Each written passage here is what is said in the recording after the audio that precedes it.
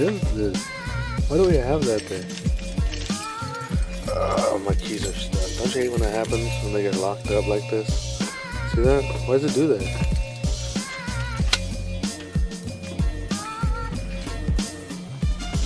Project Hatch is good to go.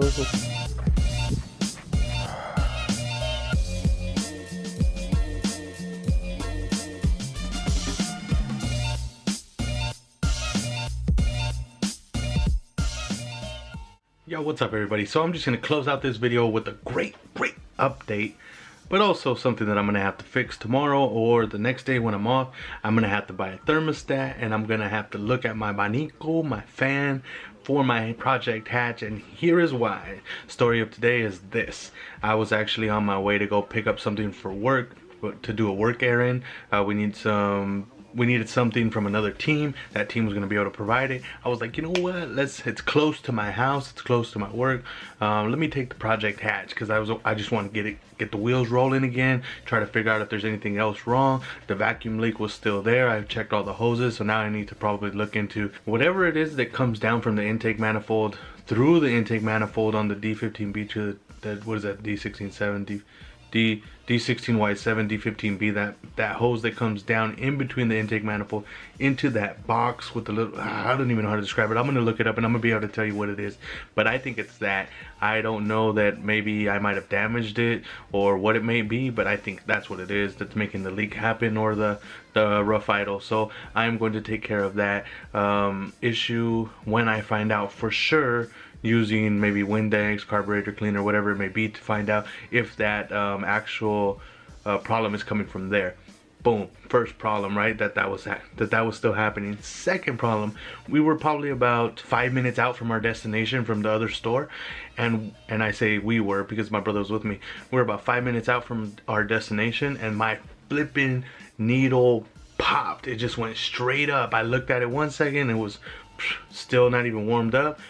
Bam! Looked at it the next second, and it was spiked like straight to the top. Like there was nothing that I could have did to bring that down. I walked my brother through what could potentially happen. I didn't want him to get like all like I wouldn't say scared, but like all surprised at the fact that, you know, when that hose blows from it being so hot, and then it just goes to your windshield and like loads up your windshield. You ever had that happen? Plus I have the windshield delete right now, so I would have been sitting duck right there with some bad problems. I got some food behind me, so I'm gonna try to end this video right now. Then we arrived at the situation. We arrived at the store. I go ahead and call my mom's boyfriend, who's my number one, my clutch. He comes through with all the advice or the things that it could be, and I thought the same thing. I was like, damn it, what the hell could it be? There's no way that my engine's hot in this amount of time. It has to be my thermostat. It has to be my thermostat. There's only one other thing that I think it could be, and it would have to be something to do with that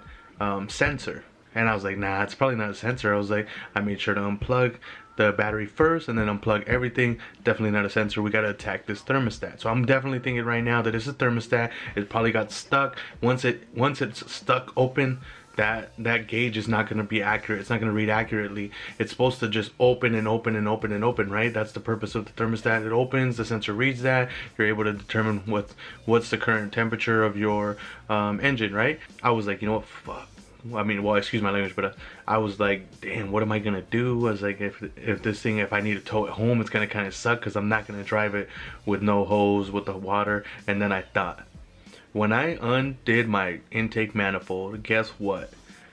When you take off your intake manifold, there is a hose that lets the water run through to the motor, right? Or wherever it is, right?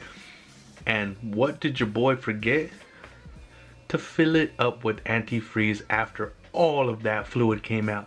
Now luckily, the fluid that is probably from the radiator is still, I would say, a good 40 to 60% still there, but a lot of fluid dumped out when I took off the manifold. I mean, when I took off the manifold, I never filled it back up. You have got to take the time and the steps and remember all of the things that you should do. But before you even start your car, when you're doing big projects like this, like taking off the intake manifold, taking off the headers, protecting your O2 sensor, right? Doing anything electrical, you gotta remember to start with the foundation, the fundamentals. Go back. Okay, did I tighten my oil drain plug? That's what I'm talking about. Did I fill up the reservoir after I bled out the brakes? Those are the kind of things. So I failed to do that, and I was just so probably excited about starting up the car that I didn't even think to do that. And I ran the car a good 20-30 minutes yesterday, just rough, like just idled, and then I drove it for a little while, and I didn't get a chance to get the peak, but at the same time I probably did some damage to the thermostat because that wasn't happening before. So now I'm gonna have to replace the thermostat and fill it up with some damn 50/50 antifreeze, but that's no problem because I have some in the front of the house, so I'm not worried about it. I'm just gonna go ahead and buy the thermostat, the best one that I can buy. They're like 20 bucks, and then go ahead and replace it, put in some antifreeze, and hopefully that'll resolve the issue, and I can just go back to figuring out what the heck the rough idle is. Boom, I'm done. I'm gonna eat. Thank you very much for joining me tonight, and I hope that you enjoyed my vlog today, talking about the fundamentals of a project car and what it is that you should be thinking about when you put it all back together. And then at this moment, I have to say, I'm checking out. Have a good night. Thank you so much.